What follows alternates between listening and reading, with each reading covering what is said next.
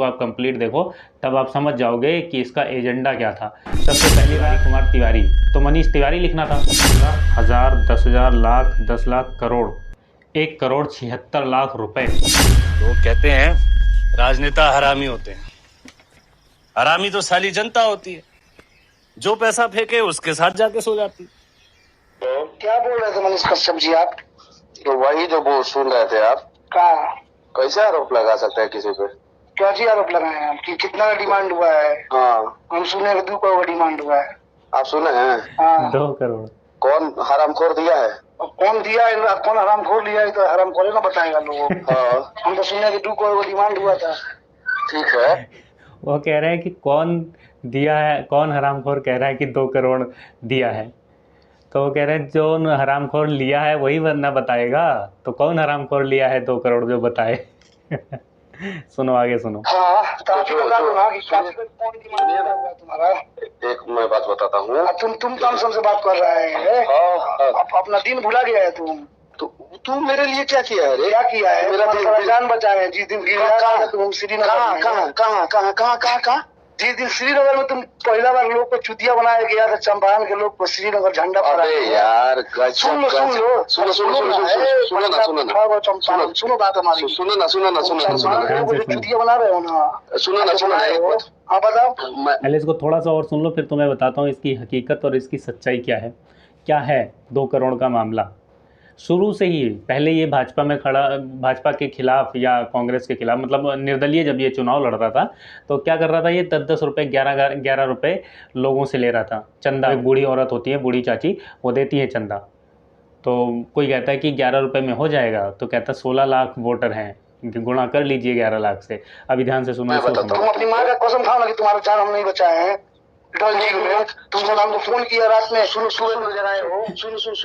तुम अपनी माँ का कसम खा के बोलो कि 2 करोड़ रुपया मैं लिया हूँ। हम लिए वो बोले रहे हैं, हम कोई डिमांड हुआ ऐसा बात आया है। अच्छा, तुम कसम खा के, अपनी माँ का कसम खा के बोलो कि 2 करोड़ रुपया का डिमांड हम किए हैं। तो तुम ना बताओगे यार, हम तुमसे पूछ रहे हैं कि तुम कितना डिमांड किया है। कैसे ऐसे कर सकते हो? हम क्या बोलेंगे? सूत्र के हवाले से खबर आ रहा है। बोले सूत्र के हवाले से खबर आ रहा है। कौन से सूत्र है? और सब तुमको बता दिया। सूत्रों के हवाले से खबर आ रहा है कि बेतिया नगर निगम के मेयर जो है ना, वो कम से कम 20 करोड़ रुपया का उगाही कर चुके हैं। अपनी माँ का तुम औलाद है ना, आके खोल दो पोल। हम तो चाह रहे हैं सुनो हमारी बात। सुनो तुम अपनी माँ का औलाद हो ना, तो 2 करोड़ रुपया का बात साबित करो। अरे यार तो सेकेंडरी है, पहले प्राइमरी में आओ ना। प्राइमरी तो पहले तुम शुरू किए हो ना, हम थोड़ा शुरू किए। हम तो तुम्हारा कुकुर बिलार सुअर के बारे में पोस्टो नहीं करते। अरे भाई तुम कुकुर बिलार वाला कौन है? तुम्हारा जान बचाने वाला जो आदमी है तुम यार, तुम्हारा अपना औकात है यार। तो तुम्हारा क्या औकात है? 2 नंबर दवा बेचने वाला आदमी, 2 नंबर दवा बेचने वाला आदमी, 2 नंबर दवा बेचने वाला, 2 नंबर सब व्यवस्था होगा ना। आओ ना तो 2 नंबर दवा बेच के। अब ये उसको फ़ोन पे चिल्ला रहा है, फ़ोन पे उसने इल्ज़ाम लगाया, भले ही इल्ज़ाम लगाया है कि 2 करोड़ का डिमांड हुआ है, ठीक है, इल्ज़ाम लगाया चाहे, लेकिन ये माइक पकड़ के जब चिल्लाता था, पोल खोल दूंगा, रिलाई करूंगा, तुम्हारी रिलाई करूंगा, अब ये वो रिलाई कर पाएगा? कर रहा है, कहता तो है कि हाँ मैं वही काम करूंगा, वही सारे काम करूंगा, बट ये कर रहा है क्या वो काम? ये आप देखो। क्योंकि शुरू से ही, अब वो श्रीनगर की बात की, इससे पहले वाली वीडियो अगर आपने नहीं देखी है तो उसको आप कंप्लीट देखो, तब आप समझ जाओगे कि इसका एजेंडा क्या था। सबसे पहली बात तो मुझे ये नहीं समझ आता कि कश्यप क्यों लिखता है। अगर आपको पता है तो आप बता देना कमेंट में लिखकर कि ये कश्यप क्यों लिखते हैं, जबकि नाम क्या है? त्रिपुरारी कुमार तिवारी। तो मनीष तिवारी लिखना था ना। मनोज तिवारी ने इसीलिए तो शायद भाजपा ज्वाइन करवाई। आखिर मनोज तिवारी ने ही मदद क्यों की? मनोज तिवारी का नाम बार बार क्यों आ रहा है? तो क्या जातिवाद यहाँ पे आ नहीं रहा? जातिवाद का एंगल नहीं आ रहा? जातिवाद ही है भाई। मनीष कश्यप जातिवाद से बाहर नहीं आ सकता। इसके भाषण सुनो तुम, देखो मुसलमानों के खिलाफ कितनी बातें इसने कर रखी है। भाजपा का एजेंडा लेकर मतलब एक तरफा चल रहा है, जबकि पत्रकार को क्या एक तरफा होना चाहिए? जो एक तरफा होगा वो पत्रकार कैसे हो सकता है? तो ये सारी चीज़ें हैं, शुरू से ही इसको राजनीति करनी थी। अब सवाल ये खड़ा होता है कि जिस चाची ने 11 रुपये दिए थे, पहली बात तो इसने वो रुपए नहीं लौटाए, चाची के इसने 11 रुपये नहीं लौटाए, जबकि वो लौटाने चाहिए। अगर जनता से पैसा लिया तो जनता का पैसा वापस देना चाहिए ना। जनता का भरोसा लिया, भरोसा तो वापस नहीं दे सकते तुम, औकात ही नहीं है तुम्हारी कि तुम जनता का भरोसा वापस कर सको। लेकिन नहीं औकात है भाई इसकी।